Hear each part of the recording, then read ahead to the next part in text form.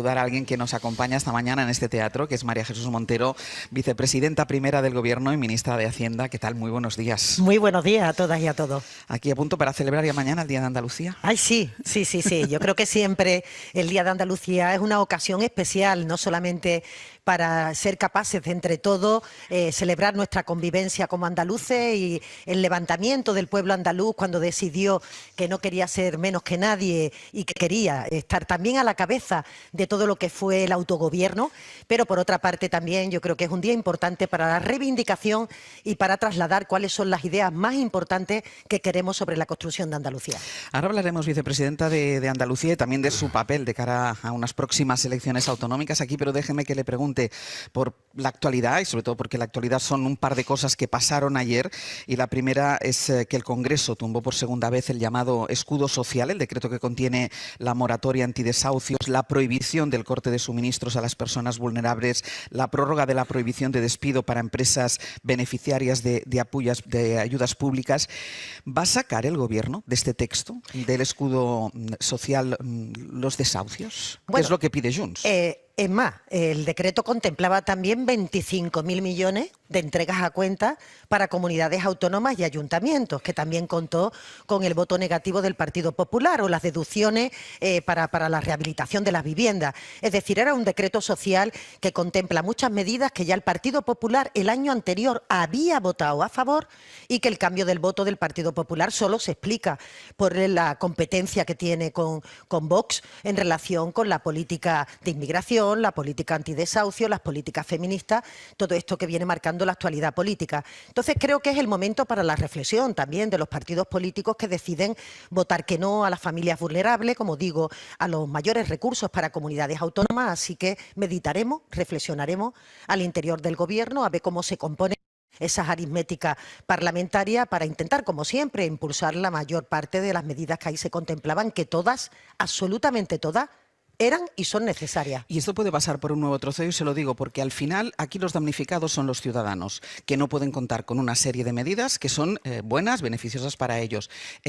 La oposición, Junts, tienen su responsabilidad ahí, pero la responsabilidad del Gobierno no sería buscar la fórmula para que estas medidas lleguen a los ciudadanos. Sí, y no solamente la responsabilidad de Junts, la responsabilidad del principal partido de la oposición, del Partido Popular, que gobierna en gran parte de las comunidades autónomas, en muchos ayuntamientos, y que decide que no haya 25.000 millones para los servicios públicos en este país. Esto me parece extraordinariamente grave, pero insisto, hay que ver cuál es el pulsar el sentir de los grupos, y veremos en función de esa cuestión cuáles son las posibilidades que tenemos. Es un Gobierno inasequible al desaliento, como ustedes conocen, que por supuesto siempre el diálogo es la mayor ventaja que tenemos a la hora de poder concitar esa capacidad de que el bienestar llegue a los ciudadanos, pero sí quiero hacer un llamamiento a que uno no puede votar en contra de todas estas medidas y volver otra vez la pelota al Gobierno. Bueno, el Partido Popular tendrá que explicar por qué dice que no a todo esto, que es bueno para la gente, y por qué piensa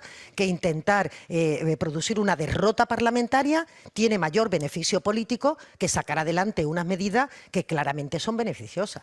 Dice usted que son un Gobierno inasequible al desaliento, pruebas hay literatura sobre esto, pero ¿es viable seguir gobernando si todas esta serie de medidas que forman parte de este escudo social, insisto, que son beneficiosas para los ciudadanos, no pueden salir adelante? Y al final estas medidas son la seña de identidad de este Gobierno. Claro que son viables. El Gobierno lleva impulsando más de 50 iniciativas legislativas que ha permitido llegar a un acuerdo con el resto de fuerzas políticas. Tenemos todavía retos muy importantes de país que el Gobierno tiene que seguir acometiendo, y lo hará, como siempre, intentando contar con el apoyo de distintas fuerzas parlamentarias en una aritmética que es la que han decidido los ciudadanos y que, por tanto, nos obliga a dialogar muchísimo hasta la extenuación para poder sacar adelante algunas medidas. Pero ¿a alguien le cabe duda de que si en este momento no hubiera un Gobierno progresista, estas medidas ni siquiera estarían encima de la mesa? Es decir, que lo que estamos hablando y de lo que estamos hablando es de la posibilidad de que tengamos una política progresista que se cuide del bienestar de la mayoría, que llegue a la gente, y no el respeto a los intereses de unos pocos, que es lo que está permanentemente preservando el Partido Popular y Vox. Pero si no es esto lo que nosotros impulsamos, ¿alguien cree que el Partido Popular y Vox van a impulsar algunas de las cuestiones que son buenas para los territorios o que son buenas para la mayoría social? Pues tendremos que seguir dialogando como hemos hecho desde el primer día. ¿Es posible el diálogo con Junts? Es posible el diálogo con Junts. En este momento ustedes conocen perfectamente que Junts mantiene una actitud de no comunicación con el Gobierno, en lo que dice, digamos que interiormente es también lo que ocurre fuera. Esto dificulta enormemente la capacidad de llegar a acuerdos, pero yo confío siempre en que al final se imponga el sentido común y Junts también contribuya a que los catalanes, que es, digamos, en este caso lo que defienden ellos en el conjunto del territorio, los catalanes tengan capacidad de mejorar sus pensiones, de que las personas vulnerables no tengan corte de suministro, de poder impulsar una reforma de la justicia absolutamente importante para nuestro país. Creo que los retos son tan importantes que están por encima de nuestras siglas y están por encima, bueno, pues más o menos de la situación de tensión que viven las fuerzas políticas cuando el Gobierno no atiende exactamente a aquello que dictan ellas, ¿no? Y creo que también habla de la personalidad de este Gobierno, que tiene capacidad de llegar a acuerdos, pero no a cualquier precio, y creo que eso es muy importante también. ¿Un encuentro entre Pedro Sánchez y Puigdemont cree usted que facilitaría Creo que en este momento entendimiento? no. Creo que en este momento no. Creo que en este momento de las cuestiones que esta formación política pone encima de la mesa como no cumplimiento, entre ellas está la vuelta del señor Puigdemont, que como ustedes conocen todavía está sujeta a los procedimientos judiciales, y luego por otra parte algunas materias, en materia de inmigración o en algunas cuestiones que no dependen del Gobierno de España, que dependen de la capacidad de seducir a otras formaciones políticas para que realmente apoyen esas iniciativas legislativas. Pero todo se andará. Yo creo que el Gobierno viene demostrando que con tesón, con paciencia, a fuerza de mucho diálogo y de mucha inteligencia política a la hora de formular las propuestas, es capaz de sacarla adelante. Pero también creo que es el momento de pasar la factura para aquellos partidos políticos que dicen siempre no, por el simple hecho de que es una iniciativa propuesta por el Gobierno de Pedro Sánchez y de que no le importa votar en contra de las pensiones y solo a favor cuando ya sabe que su voto no es útil. ¿Mantiene vivo el compromiso de presentar los presupuestos en el primer trimestre del año? Porque, sí. Porque estrenamos ya mes de marzo, que es el tercer mes. Sí, estamos ya casi, ¿no?, en el mes de marzo, y sí, mantenemos nuestro compromiso de presentar los presupuestos. En este momento, sinceramente, no tenemos los apoyos. Tanto Junts como Esquerra Republicana de Cataluña, digamos, porque han sido las posiciones públicas más claras, no nos dan el apoyo a los presupuestos por cuestiones que nada tienen que ver con las cuentas públicas, y esto es algo que no puedo más que manifestar siempre, pues, en fin, mi protesta, ¿no? Porque parece que es en la ley de presupuestos donde todo el mundo concentra un montón de peticiones que nada tienen que ver con la prioridad de la educación, de la sanidad, de todo, de la política de dependencia, sino que tiene que ver más con conceptos políticos complejos, que son difíciles de ir transitando, pero yo espero que un mes es un tiempo para poder concitar algún apoyo más, y espero que podamos encontrar la fórmula para incorporarlo. Citaba a Esquerra, ¿tienen intención de acelerar la gestión, el traspaso de la gestión, el compromiso que ella asumió con Esquerra Republicana de Cataluña sobre la gestión del IRPF? ¿Tienen intención de acelerarlo esto? La posición del Gobierno, y la mía particularmente, siempre la hemos dejado muy clara, ¿no? Nosotros en materia de IRPF en el día de hoy no tenemos acuerdo. Y, por tanto, hay que seguir trabajando, y espero que pase algo parecido a lo que nos ha pasado con el modelo de financiación autonómica, en la que hemos partido desde un primer momento en posiciones que estaban en las antípodas, hemos ido trabajando para llegar a un punto de encuentro, y hoy estamos en condiciones de presentar un modelo de financiación dentro del régimen común que aporta unos recursos muy importantes para todas las comunidades autónomas, especialmente para Andalucía y para Cataluña, y que espero que eso nos permita también en el IRPF aprender del camino recorrido, que es hablar y abandonar posiciones extremas que lo único que hacen es alejar, ¿no?, el punto de encuentro. Déjeme que vaya transitando, vicepresidenta, hacia su otro papel de candidata socialista en las próximas elecciones autonómicas, y nos íbamos a publicidad hablando de los acuerdos, los posibles acuerdos o desacuerdos también, hasta ahora, hasta este momento, con Esquerra Republicana de Cataluña. ¿Piensa que a usted le puede pasar factura aquí en Andalucía los acuerdos del Gobierno con Esquerra por la financiación singular? Yo diría que tendría que ser justamente lo contrario. O sea, en este momento lo que se presenta es un modelo de financiación que permite que Andalucía pueda obtener 5.700 millones. 5.700 millones cada año.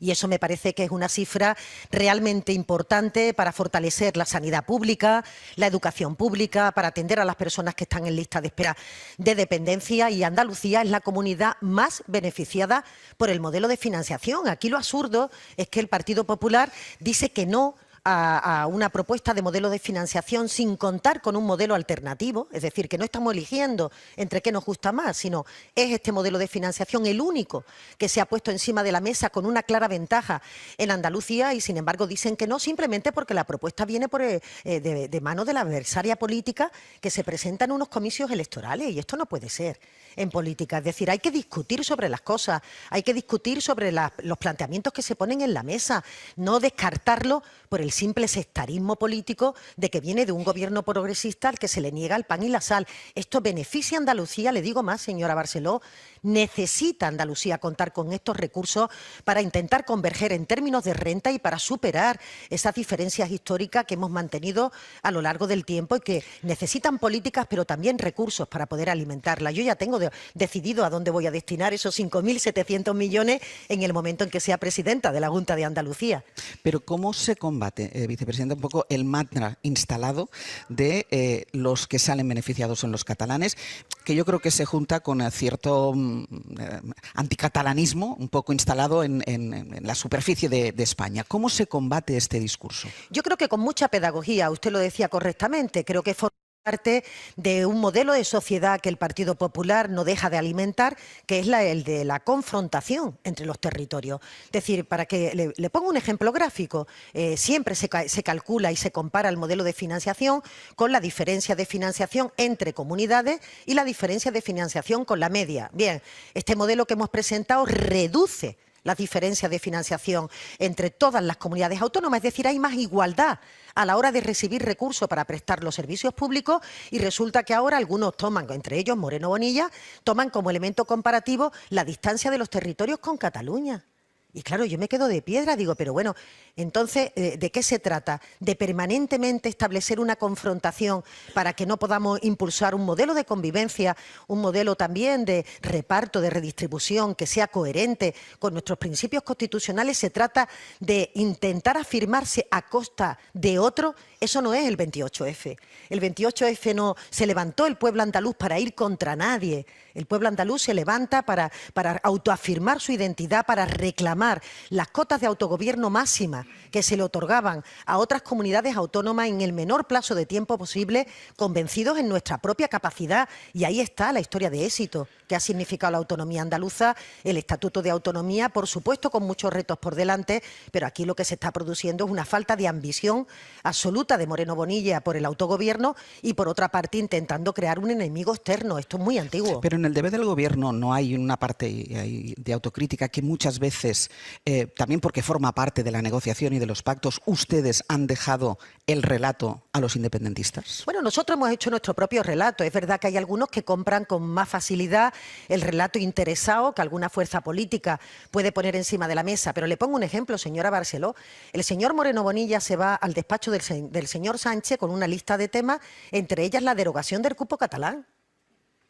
Pero oiga, es que no existe el cupo catalán, es que nadie está trabajando en un cupo catalán. Otra cosa es que algunos pretendan tenerlo.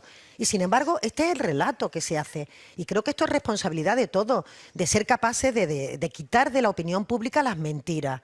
Porque es que estamos todo el día defendiéndonos el gobierno de mentiras que se trasladan a la opinión pública. Y esto del cupo catalán era una clara mentira de la que hemos tenido que estar defendiéndonos, diciendo que nadie estaba trabajando en eso, y se pone por escrito. En definitiva, creo que es una estrategia del Partido Popular de estar permanentemente en los territorios, confrontando cada territorio con Cataluña, con una cierta nostalgia de lo que pasó con motivo del procés, en donde pues, la situación llegó al punto de tensión que aquí conocemos en este país perfectamente. Hombre, vamos a intentar una convivencia justa, una convivencia coherente, vamos a intentar que entre todos repartamos los recursos de forma lógica e, insisto, un modelo de financiación que le da más recursos que a nadie a Andalucía, se dice que no porque viene de mí y porque ¿qué pasa con Cataluña? Claro, es que es muy difícil de explicar esto, ¿no? Vicepresidenta, ¿qué le hace pensar que después de los resultados, de los malos resultados obtenidos por el Partido Socialista, tanto en Extremadura como en Aragón, qué le hace pensar que aquí le puede ir mejor, que en Andalucía le puede ir mejor al PSOE?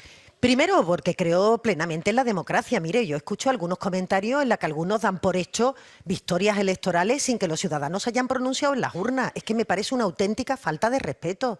Es decir, mire, la democracia tenemos que reforzarla, pero por lo menos, al menos, consiste en que los ciudadanos cada 4 años votan y deciden cambios o no cambios en los gobiernos. Y ahora ya pues parece que vamos en una ola en la que ni siquiera parece que su voto va a ser necesario, sino que aquí ya de lo que se trata es de decidir lo que el señor Moreno Bonilla quiere que tiene que decidir, sin importar que los progresistas de esta comunidad autónoma, por supuesto, se van a movilizar para frenar un gobierno de derecha que con Vox o sin Vox está practicando políticas privatizadoras que ponen en riesgo la seguridad de los ciudadanos y ponen en riesgo la salud de todos los andaluces.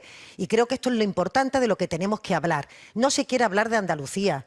De Andalucía solo se habla para hacer referencia a su cultura o a su folclore. Y yo quiero hablar de Andalucía, de por qué la sanidad se ha deteriorado a unos niveles que tenemos las peores listas de espera. Éramos los mejores en demoras de tiempos quirúrgicos, o por qué la universidad privada se está abriendo camino a través de una ley que es tremendamente perjudicial para toda la clase trabajadora, o por qué no se construyen viviendas o directamente se ponen que las viviendas de protección oficial solamente van a tener un periodo de 7 años de protección, el más bajo del conjunto del país. Yo quiero hablar de esto, porque las elecciones autonómicas van de esto, van de saber exactamente los servicios que se prestan más directamente a los ciudadanos, cómo se pueden articular para que todo el mundo tenga acceso, para que lleguen a tiempo y para que sean lo que fueron siempre, el orgullo de Andalucía. Aquí vamos a los telediarios, a las primeras noticias de radio, con temas tan importantes como el trasplante de cara, como la investigación con células madre, con la capacidad de curar enfermedades que eran incurables.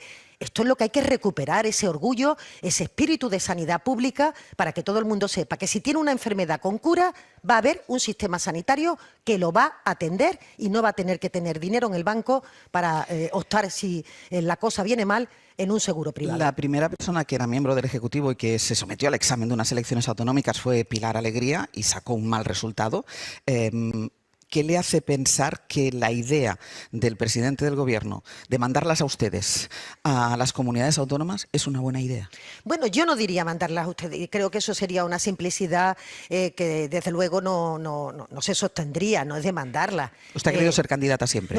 No, le cuento. Los principales activos de un territorio, los políticos, digamos, que cuentan con un mayor consenso dentro de un territorio, es lógico que ocupen distintas posiciones. Es lógico que Pedro Sánchez los llame para un gobierno. Eso ha ocurrido, pues, que le digo, el señor Arena era candidato a la Junta de Andalucía y fue vicepresidente del gobierno, y eso es lógico. ¿Por qué? Pues porque sencillamente son personas destacadas en su territorio que se quiere contar con sus talentos. Cuando Pilar Alegría o yo misma decidimos dar un paso adelante nosotras, es porque nuestro partido nos reclama. No el presidente Sánchez, que incluso en alguna ocasión al presidente Sánchez se le puede hacer un descosido en su gobierno, ¿no? No. Es la generosidad del presidente, que si el partido pide que esta persona es la que creen que tiene más posibilidades de encabezar la lista, pues lo haga. Y es esa perspectiva la que maneja el presidente Sánchez y la que hemos manejado desde luego mi compañera Alegría y yo misma.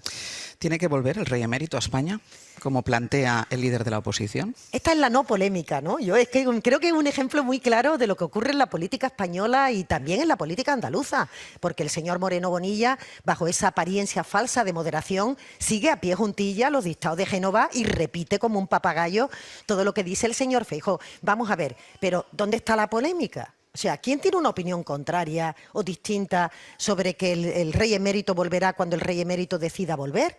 Ni la Casa Real, ni el Gobierno de España, ni parece que el principal partido de la oposición. Entonces esto es curioso, porque la desclasificación de los papeles del 23F, en un primer momento para el PP eran una cortina de humo. Posteriormente utilizan los papeles desclasificados para inventarse una polémica en la que ni más ni menos meten a la Casa Real, y dice el señor Feijóo que antes de poner un tuit pidiendo que vuelva el Gobierno de España ha llamado a la Casa Real. ¿Pero qué quiere decir?